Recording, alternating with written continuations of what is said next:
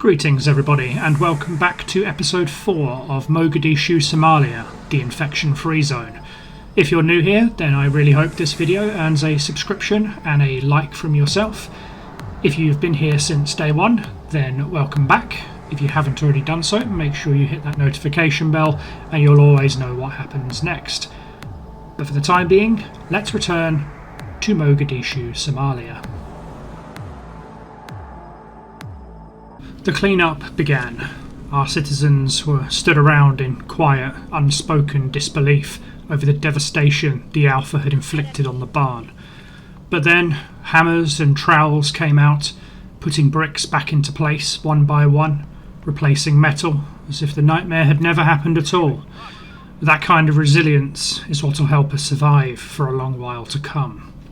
As for our military, I had a new job for them. To investigate those lab coordinates. If there was a cure out there for this, we needed it as soon as possible. The coordinates were all far outside of our standard operational range, so it would be another nail-biting affair waiting for news of their discoveries. But if the lead was as promising as it looked, it might take us, if not to a vaccine, but to other possible isolation zones or perhaps researchers who might be able to help us find the cure ourselves. That, in my mind, is a gamble worth taking, one that could change everything. Naturally, the infected didn't make it easy for the squads, with several hordes burrowing out of the grounds and nearby buildings as soon as they arrived to check the target structure.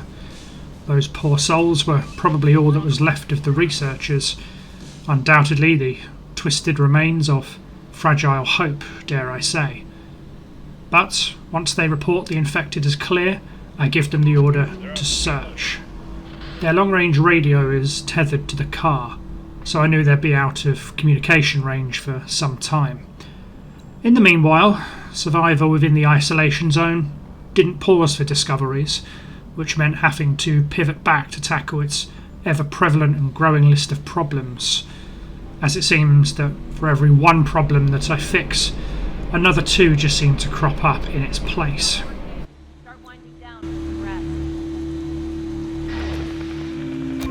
Operator, we've come in contact with some people. They have some resources. Additionally, some of them have technical and scientific knowledge. However, they haven't eaten for a few days. Ask them to join us.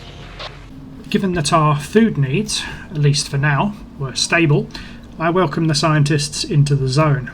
Hoiga Degmada, however, was for the time being full. I was therefore forced to commission the 2 derelict houses near our industry to keep them with roofs over their head. It isn't really ideal, but I'd rather a good temporary shelter than turning the new arrivals away and leaving them to Mogadishu's mercy. And tonight would be a welcome reprieve from the infected sieges the citizens had become accustomed to up until this point.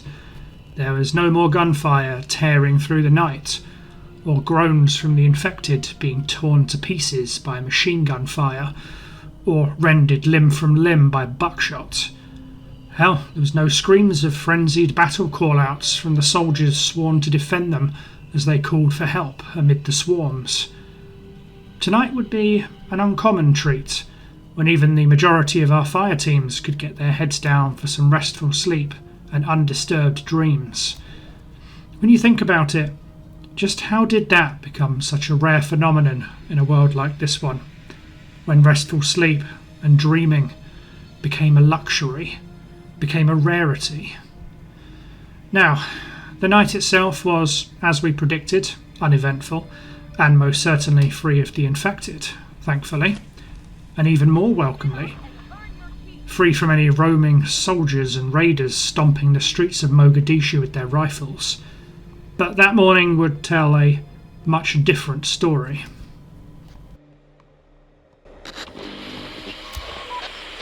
Sir, there have been more incidents. People who should be immune keep getting sick. There's no doubt that the virus is mutating.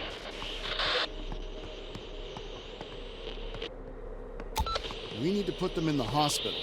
Keep them alive and restrained. I know the citizens want answers, reassurance, but the ugly truth is that I had none. For once I felt genuinely powerless. I simply don't have the answer. All I can offer right now is safety from the outside as I order research into fortified constructions. I know it gives little comfort. Operator, we found an old abandoned lab. We've managed to turn the systems on, and there are security cam recordings here, pre-pandemic. You gotta hear this. Put it through. What is the meaning of this? How dare you? We don't have time for this. Get your things. We're leaving. Why? You still haven't told me. My team deserves to know. This facility is compromised. What does that even mean? It means you have to go. You have to move. You cannot be serious. We can't just pack up and leave. You have to. We're evacuating you to a secure location. You don't understand. Our research. We're in the middle of work. The new facility is safer. It's hidden deep underground. You'll continue your research there. This is...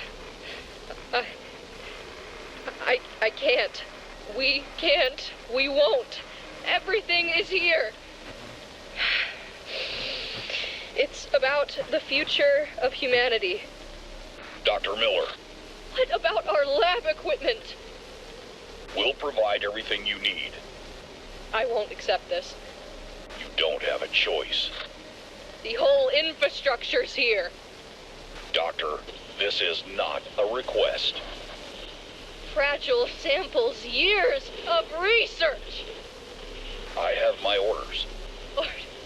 I don't care about your orders. As I said, there's no time. Take her away.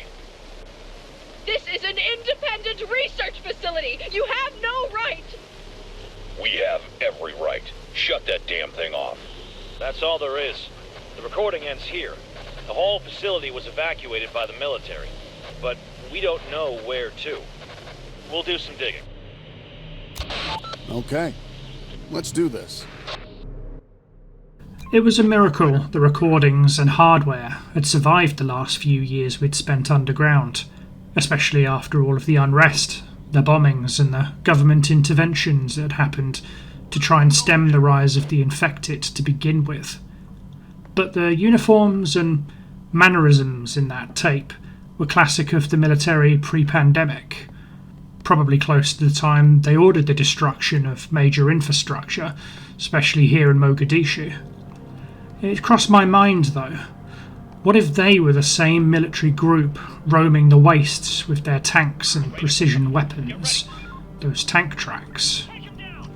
Because if they hadn't been underground this whole time, they'd have made it to the present the hard way, through blood, bullets, and pillaged supplies, not to mention a ruthless attitude, and I'd definitely be willing to wager they ran a deal or death mentality. I'd also be willing to bet everything in our entire warehouse sector right now that they didn't exactly have a habit of asking nicely for those supplies. And if they had a tank in tow, like our previous findings suggested, then we didn't stand a chance, realistically. After all, a 120mm cannon on the front of a battle tank could make those brick infills look like Lego in comparison. But if that Dr. Miller was still alive and out there, we'd need to find her. She might have that much needed vaccine already. Or, failing that, she might have some very valuable knowledge about whatever military company brought her to the facility. And possibly the military force that may still be operating in the Mogadishu area. We had to move pretty quickly. I'd rather find Dr. Miller before the military finds us, otherwise we'll find ourselves out of existence very quickly. But one thing at a time, and right now we had even more problems to deal with at home.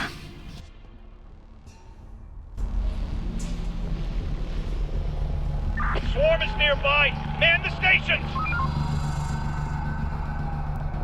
Our old guard soldiers barely flinched when they heard the screams of an infected swarm making themselves known, other than a simple roll of their eyes before reaching for their rifles once again.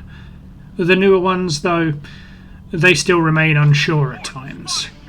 But now that we were accepting these sieges as just reality, I'm sure they too will fall in line and learn from the veterans. Operator, on my way. Let's do it. Infected incoming! Let's do it. On my way. Now, deep down, inside anyway, I could certainly hope that the swarm, so to speak, would simply be those 4 strays that had just tried to attack the base. But I knew that was just wishful thinking. No doubt the entire bulk of them wouldn't be too far behind them. But if the swarm decided to come full force tonight, then so be it. After all, I now have 4 squads holding a full 360-degree firing arc all around Jitka, and we could afford to be far more reactive and far more flexible with our defence, which put my mind at ease on nights like this one, I admit. Plus, with 8 fire teams and the ability to rapidly reposition, this gives me the luxury of being able to face the looming threat of the swarm, except this time I can afford to spare the manpower to complete other tasks, like investigating the second set of lab coordinates. Now, you see, a vaccine laboratory in the middle of Somalia might seem like a world of science fiction, or something straight out of a sci-fi novel, but in this context, it might just be a very real possibility. There are, after all, places where such a lab could exist in Somalia, had it got some further funding or investiture, maybe from the government or from outside sources. For example, Mogadishu University, or Jama'at Mogadishu, not to be confused with the Somali National University, Jamakada Umada Somaliyet. The former of those is Somalia's biggest institution of scientific education, established in 1997 as a matter of fact. It has, for example, faculties in multiple subjects such as health sciences, computer science, IT, so information technology. It has faculties in engineering, in medicine, political sciences, even in Sharia and law. And with 6 campuses of Mogadishu University scattered across the city, that could just be the best bet. After all, one of those centres or campuses is in fact a research unit. And how fitting would it be to have the laboratory there in the university? The Mogadishu University motto, in fact, is towards a better future. In times like this, it could be more than just an education institute. It could be the key to rebuilding that better future, not just for Somalia, but for all of humanity at large. The only silver lining in this situation, at least when we go there, we don't need to pass their written exams or their oral presentation to get through the front doors, like a student today would have to. But we might just have to persuade a group of surviving scientists to perhaps open the door for us. In some ways, that might be even harder than an entry exam, come to think of it. And speaking of opening doors, we were going to need firepower. A lot of it. So, I scout around the zone for another building that we can use to house our growing military strength, our Siadanka. I settle on another small apartment block to give us living spaces for 4 additional fire teams, an apartment each to arm up, to plan and to rest. From a single room to an entire apartment, this is testament to the sheer progress we've made in Jitka. Progress that we must continue to capitalise on, no less. Progress that is once again threatened by the swarm's arrival. Infected incoming! Infected incoming! The door won't hold much longer. The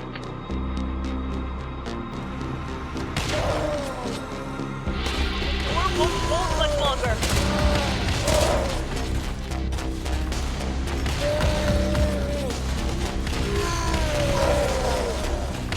On my way. The infected are pillaging a building.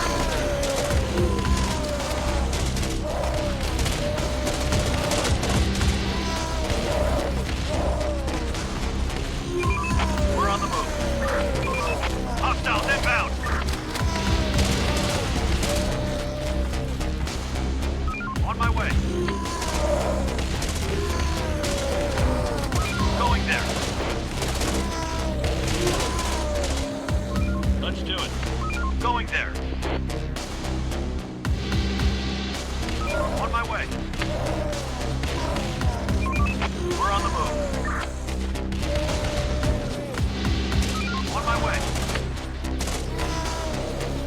Roger.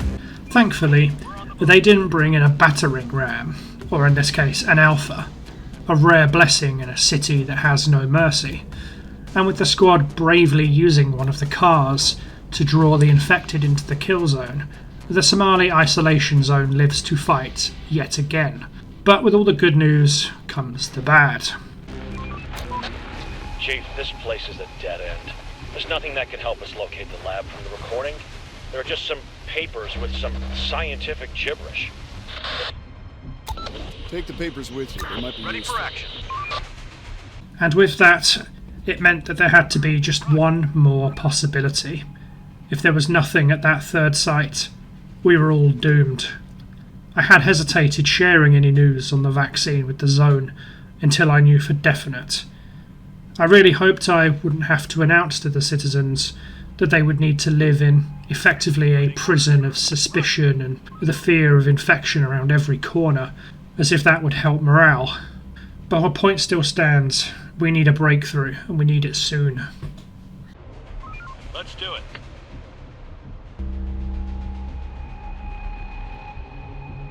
As I watched the squad leave the zone on their mission, I find myself praying to the heavens above that they'll find what we're looking for. But right now, all we can do is wait and hold our breath. Swarm incoming! Get ready!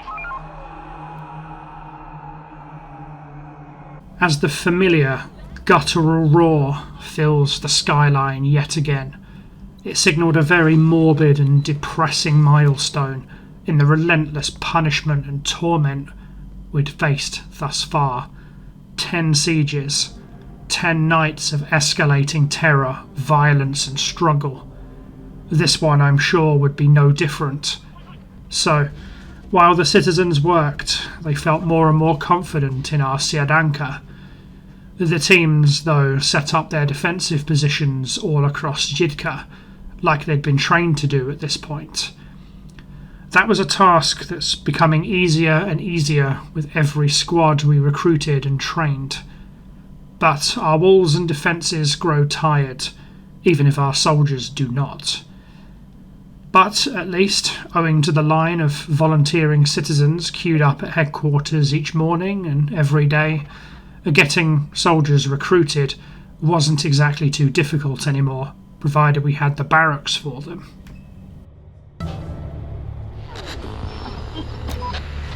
Sir, we found it. We got one of the laptops up and running, and there's an email dated right before the world went to hell. They've been evacuated to an old military base. It's pretty far away, but getting there shouldn't be an issue. Uploading the coordinates now.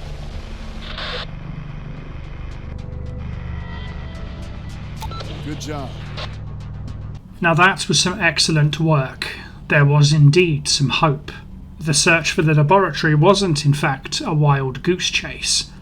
And even if the research facility had been overrun years ago, a possibility that I was bracing myself for, there was still a chance that all of the cure and vaccine research might still be intact or salvageable. It might just give us a real chance of uploading it to our own computers and carrying on the flame to finish what they started. With every laptop and piece of equipment in possession, I ordered the squad to return home, bringing with them every scrap they could haul in the boot of that car. No doubt, every piece of it would prove valuable eventually. I was not about to send a squad back out again to find that research facility. At least not right now, not with the threat of another swarm looming. One fire team I could afford to have outside of the zone, but having 2 sets of guns absent would leave us far too thin on the ground for me to be comfortable. Any risk to the lives of our unarmed was simply unacceptable from the position that I'm in. And it turns out, keeping the rest of our gunmen at home to defend was exactly the right call, as this time the swarm moved in from the southwest of the zone, and with it, it brought a terrifying new foe to consider. Let's do it. We're on the move. Another one incoming!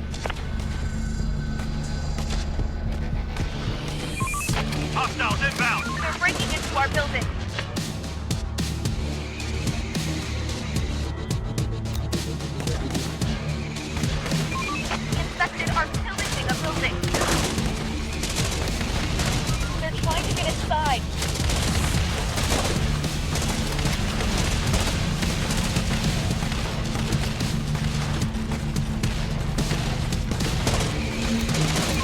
Operator, on my way.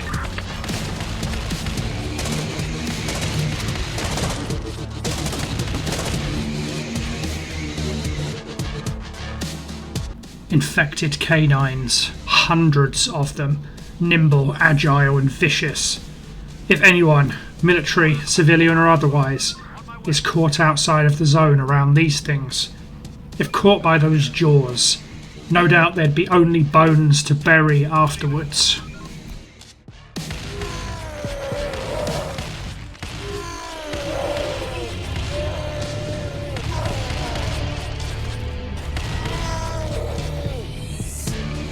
And as if a damn lumbering, raging alpha wasn't enough to deal with, now we've got infected humans, infected cattle with their relentless nature, and now dogs with their speed, their savage biting and their overwhelming pack mentality.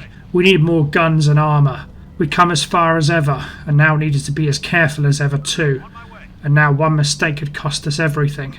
But for now, we had to put another nightmare to bed first. We're on the move. And that is to get that bloody cure, because no amount of loaded guns and armour-piercing rounds was going to be enough if we turned into those things. I ordered the squad to exercise extreme caution on their approach to that military base. They might be friendly to us, or they might simply kill us on sight. And as the military, they might have something that we lack: explosives. And the last thing I wanted was to get a squad fragged out due to carelessness. I instructed them, if they come under fire, to pull out immediately and regroup. If we had to storm the place another way, then that's what we were going to do. But I wouldn't do it on a whim, and I certainly won't risk losing another squad leader to a fleeting expectation of reckless hope like this. Horde inside!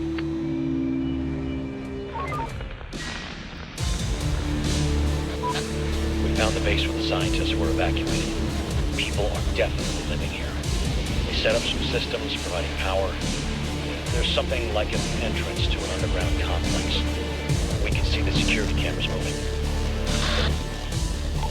See if you can open the door somehow. This is Dr. Miller of the Science Division. You are trespassing on the territory of an infection research facility. Please leave. Immediately. We found footage of your evacuation. We've come to check if you're still alive. Did you... I have to check this. It seems like your bases are recognized by the system. Alright, well, what do you want from us? What are you doing? We are one of the last surviving facilities that researches the infection, looking for a vaccine. This is all we can tell now. All we want is to help you. And how could you possibly help us? You tell me.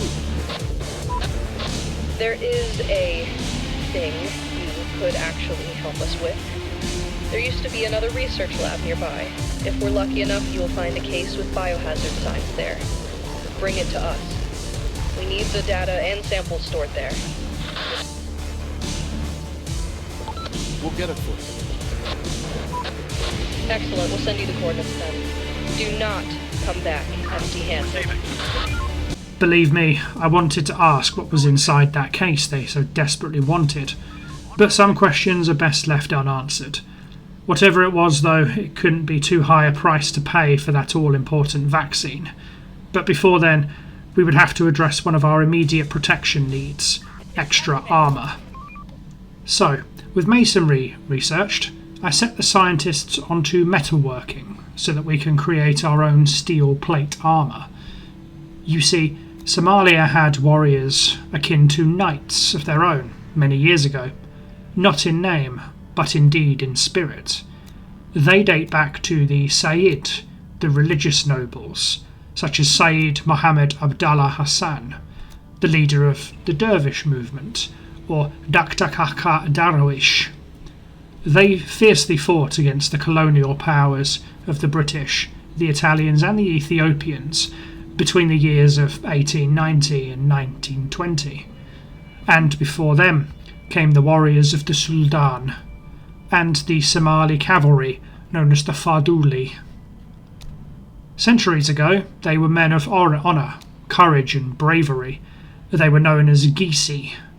Some of them wore chainmail, others fought very bravely in flowing robes. But our very own Gisi patrol in steel plates, armed with assault rifles, it's a jarring contrast of two long-distant eras. Yet as they step through the ruined streets of Mogadishu, I will still see the shadows of the heroes who walked before them, for we are the new Darwish, no longer fighting colonial empires of old, but standing tall against the infected, to fight for the future of humanity, and indeed to fight for our homeland. Post-editing storyteller here. Just a very quick note. During the recording of this episode, this edition of the game had a bug where new build constructions sometimes failed to work properly and the pathfinding was messed up even when it was placed correctly. I didn't realise this at the time, and it would take a few save loads to fix each time one is built. So if you see me messing with this like I've lost my mind, that's why. Now back to our regularly scheduled apocalypse. With the ability to forge complex masonry, I approved the building of 2 from-scratch structures, 2 4-storey high buildings that would give us a lot of additional space, plus would still stay in keeping with the zone itself, because nothing says progress after an apocalypse like actual plans and actual bureaucracy, only in this case, arguably necessary bureaucracy. That was a mistake. And it turns out architecture was a skill we would actually need. As the first workers entered the sites with the metal beams for their foundations, it's very sadly discovered that all that demolition work had left the ground unfit for building, whether it due to previously buried construction materials or ruined foundations from the months and months of swinging sledgehammers, or whether it was the instability of the ground, I don't know. But it was clear that this potential breakthrough in development was going to be hampered by the Earth. I suppose it was too much to hope for. While the Earth had graced us with fresh food and meat, this would be one breakthrough that it would not be able to provide. It would be a plan I would need to scrap, at least for now. A major setback after all of the work and research that we'd put in. And if that wasn't bad enough, there was something else to deal with.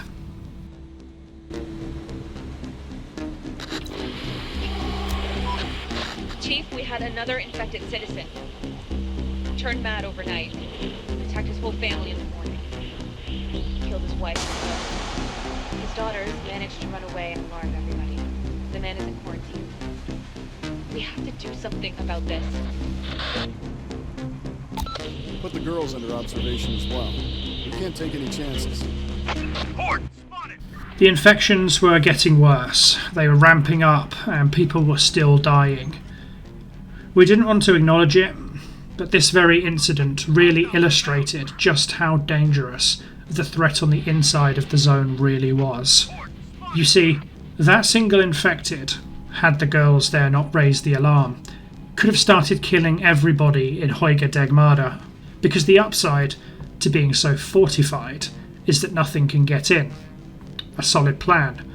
But the downside, it's so fortified that very few can get out when the threat is on the interior. Now, I knew the citizens wanted answers. They wanted to know who's going to be next. They wanted to know who they needed to avoid. And honestly, it still kills me that I can't give those people those needed answers. And there's only so many reassurances that I can give and tell people that we're working on it before faith in me starts to erode. I knew what was needed to be done to give them that guarantee. Of course I did. Dr. Miller had been very clear. And as much as I wanted to jump for joy about the fact that the facility had been operational, this was trumped by a feeling of dread over what we had to do.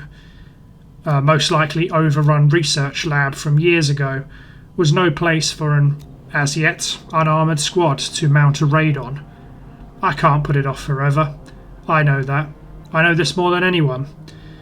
But there was no telling the strength of the infected resistance in that facility. For all I know, there could be a whole squad of those alpha freaks in there, ready to jump anyone who moves. And, personally, I would rather risk a few days of infections and increased vigilance over potentially losing half of our fighting men and women and leaving us to the mercy of Mogadishu's relentless swarms. And as well, our scientific materials were dwindling.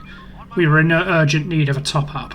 Books, manuals, journals, anything we could cross-reference when we did eventually get access to Dr. Miller's research.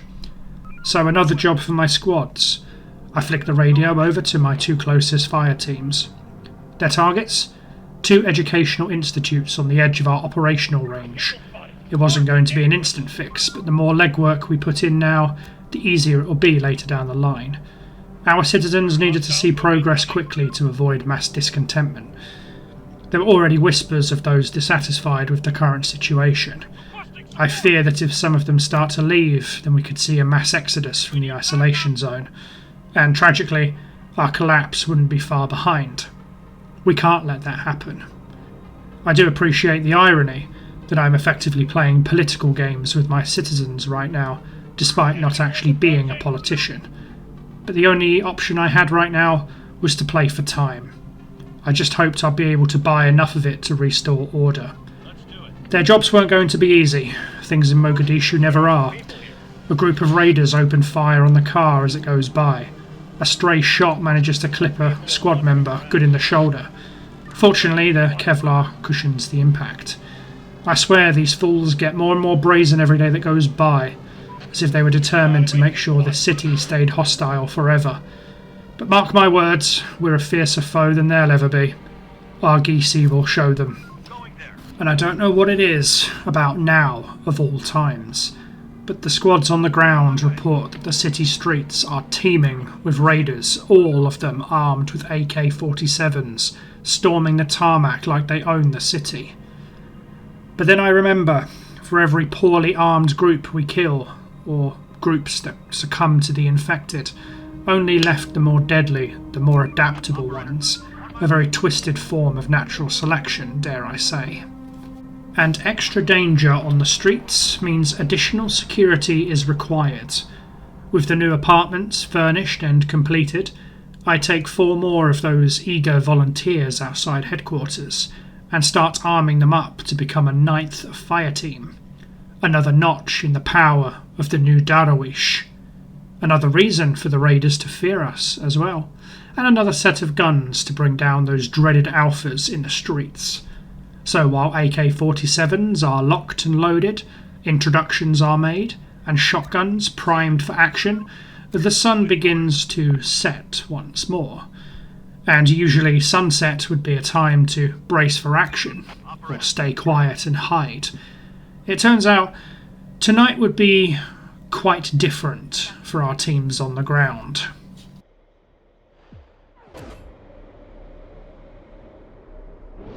Another one incoming!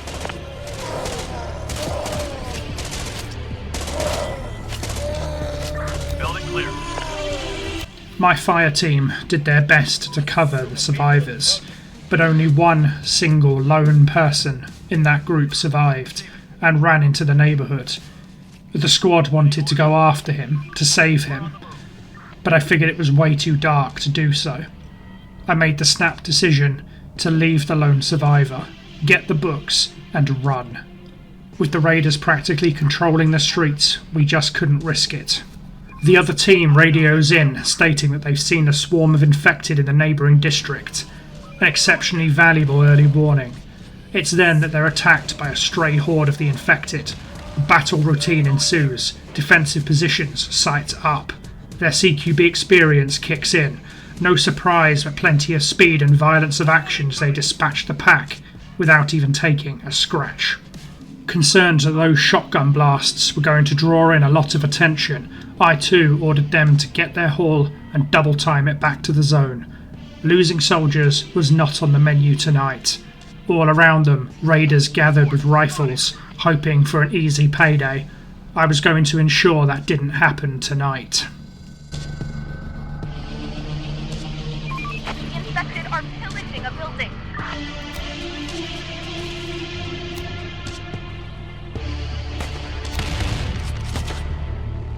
Reporting. Run.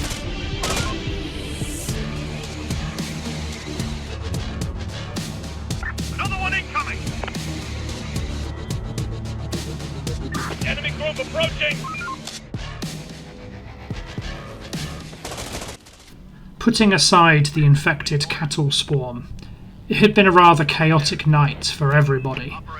But I swear I nearly did a little dance at my radio set when I saw the headlights of the scavenger car heading towards the safety of Jidka. Their escape back to the zone had been marred by gunfire and the roars of enraged infected, admittedly. But they had no doubt defied the odds and made it back to the zone for a well-earned rest and an ice-cold drink. When I took a moment to really think about it, it really had been a miracle up until this point that we had only lost a single soldier to the infected. And even then, that wasn't within the walls of Jidka. That was to the dangers out in the wilds of Mogadishu. Even though we were losing a small number of citizens to the infection each night, I would consider those out of my control. Out of our control. As much as my conscience wanted to believe that I had blood on my hands for each of those who fell infected, not to mention blood on my hands for the ones that we had to kill, to shoot like animals in the hospital, despite their contributions to the zone, I knew I couldn't really afford to start thinking that way, for I did not bring that wretched plague to our zone. But if I hesitated too long on our upcoming mission, then I might as well be the reason that it kills us all. Sir, we bumped into a wandering group. They have some useful skills for squads. However, they haven't eaten for a few days. Ask them to join us. Anyone who could aim, shoot, and stand their ground was welcome here in the zone. Lord knows we needed every single extra gun hand we could get. Speaking of guns...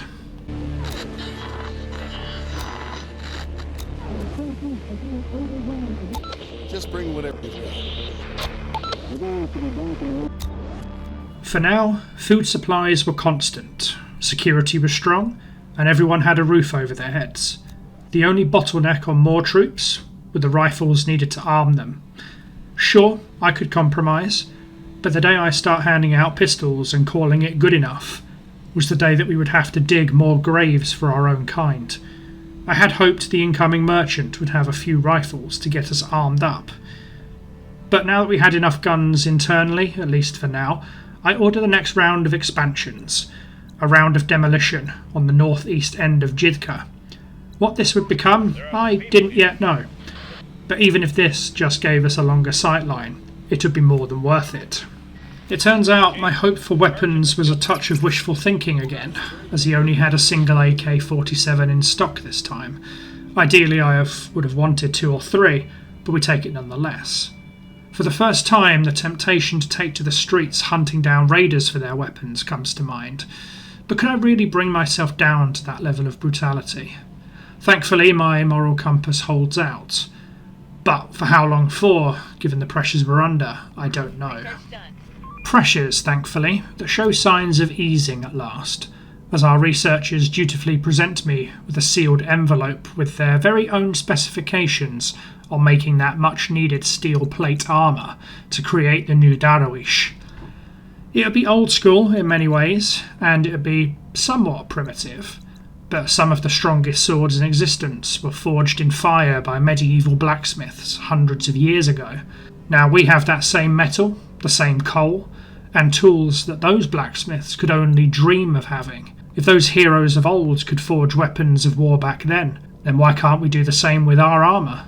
The citizens hollowed out those dirty apartment walls brick by brick, turning ruins into redemption. And it was then I knew this forge was the start of something new, something great.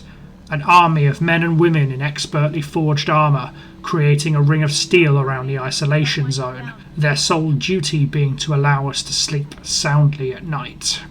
Tonight, however, we wouldn't have a need for such a ring of steel, standing watch in the darkness. For tonight was another full moon. There were no newly turned infected, a pleasant surprise. No gunshots ringing out from the hospital to remind everybody of their potential fate in the coming days. The perfect sort of night to start gathering momentum on our upcoming plans.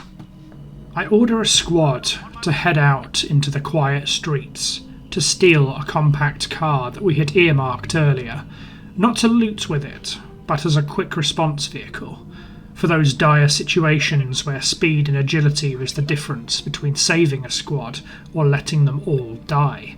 But before we could actually acquire the vehicle... Operator, we found the raiders' hideout. They haven't spotted us yet, and it looks like a perfect opportunity to attack. Should we engage? Let's find out more first. What information do you need? How many of them are there? From what we can see, I'd say about a dozen. What kind of weapons do they have? The usual, some pistols, a few rifles. What are they doing? Most of them don't do anything. Some raiders are looking out through windows. That's enough information. What shall we do then? You need more guns. We'll get you some backup. Roger that, sir. Ready for action. But as I cut off the transmission on that order, my mind drifts back to a very different kind of raider, one that existed in a very different era, and one that, to some extent, still exists today. Somalia is not a stranger to conflicts off of its shores, and in fact the coast of Mogadishu as well. The world came to know and fear Somali pirates, typically men in speedboats, often armed with assault rifles, hijacking cargo ships off the Horn of Africa. But to simply consider this as lawlessness would be ignoring the full story. After the collapse of the Somali government in 1991, the civil war erupted, and the country's territorial waters, rich with natural resources and fish, were left defenceless. At that stage, it was more or less open season for foreign trawlers to illegally plunder the seas without due regard for the local communities that needed it. The bigger the fleets, the less the local Somali fishermen were left with. And what happens when there's nothing left to catch, and there's a growing fury over their stolen livelihoods? Some pick up rifles, and some decide to fight back. Without a doubt, the result of that was tragic. Desperate and opportunistic groups began to hijack ships for ransom from countries all over the world. At its peak, Somalia became synonymous with maritime insecurity. But no ordinary Somali would have chosen that path. But in a power vacuum such as this, when the sea gives nothing at all and mouths at home still need feeding, a man does what he must. In some respects, it echoes the world that we now find ourselves in here in the zone, desperate and lawless. But here within the exclusion area, there are no ransoms. There's no retreat. The infected around us, they don't negotiate or hold us to ransom. They kill us. A stark difference. And what also doesn't negotiate is hunger. It is brought to my attention that rainy afternoon that there are just 22 crates of food in the storehouse, enough for 88 people, at best. With a zone of 140 plus, this will be devastating come tomorrow, so I order the repurpose of another cookhouse, and with that we are now officially out of buildings to convert in the immediate Jidka area. There's no more breathing room anymore. See, the problem isn't the grain, but the speed at which we could convert it.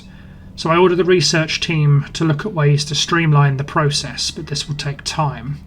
I pray that the extra cookhouse can alleviate the bottleneck for the time being. Otherwise, it won't just be the infection threatening our lives. With maximum priority, I order the citizens in to put together the kitchens with all due haste. Let's hope it holds out for now. Otherwise, we'll have to start a mass scavenging again, which will leave us dangerously vulnerable to the onslaught of swarms. Speaking of which... Large group of the infected incoming!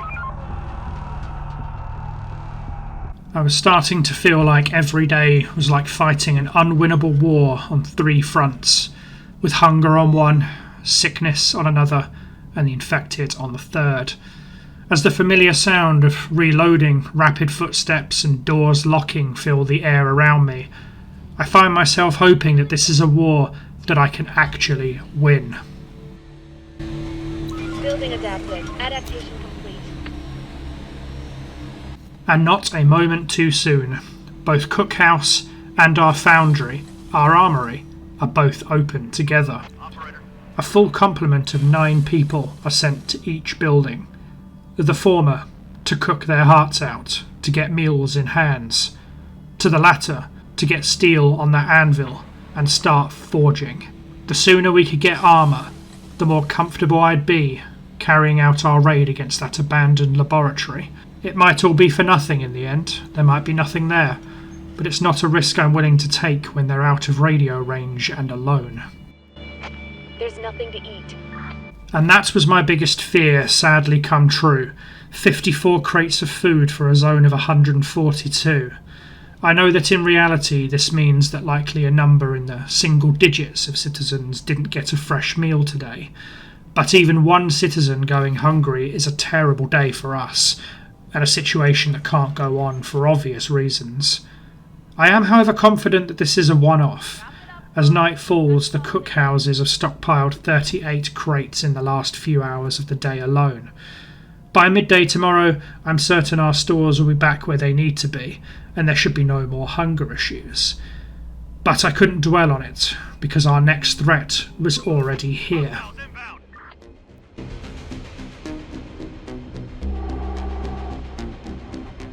Another one incoming!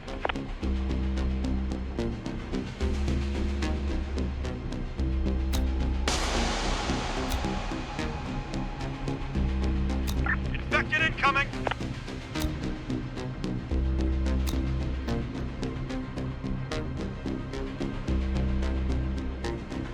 There are some infected around here.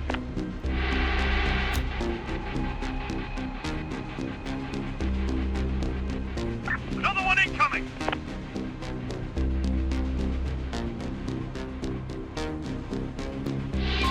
Infected are filling Large the group of building. the infected incoming!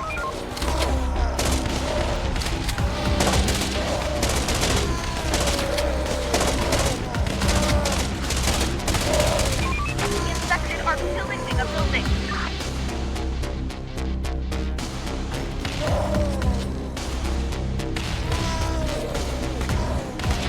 Infected incoming! Infected are pillaging a building. Infected are pillaging a building. Infected are pillaging a building.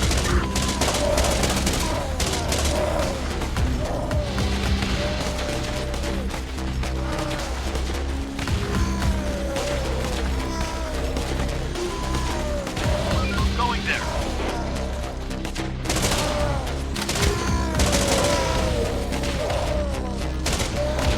And if that wasn't bad enough, another Alpha charges into the Furore. On my way. They're trying to get inside.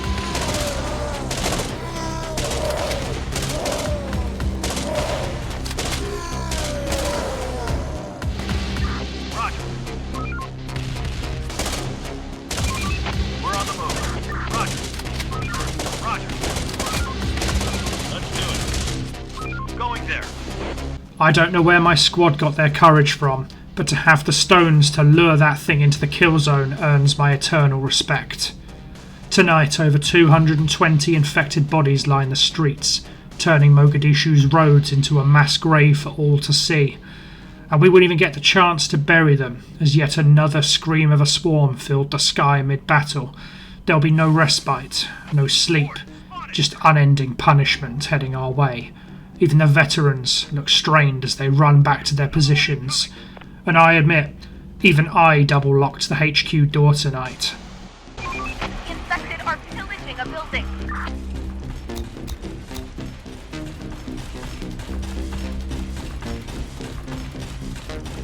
Let's do it. We're on the move. Thankfully, our soldiers were spared from having to fight fatigue and the infected together, as the sun, their sworn enemy, saves Jitka from another strike. And that gives us at least a day to rest and recuperate. But if the infected were about to start throwing 2 swarms a night at us, we might not survive for very long. That was a thought I kept buried. Even the squad leaders didn't need to hear that. But I'd managed to maintain morale, a perimeter, and our homes. The Hoiga Degmada remained unbreached, untouched, an achievement I could take pride in. And while the citizens make their way onto the sun-soaked streets again, and into the absolute carnage that had taken place last night, some are forced to drag corpses off of their crops and their tools before they could even start their day at work. A truly grisly sunrise.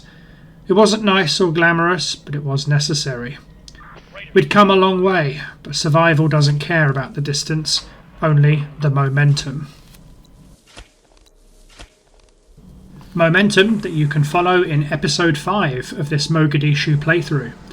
If you've made it to this point in the video and you have enjoyed the story so far, please leave a like and subscribe to the channel. Make sure you hit that notification bell down below and you'll be the first to know what happens next in the Somali isolation zone. I will see you in episode 5. Thank you very much for watching.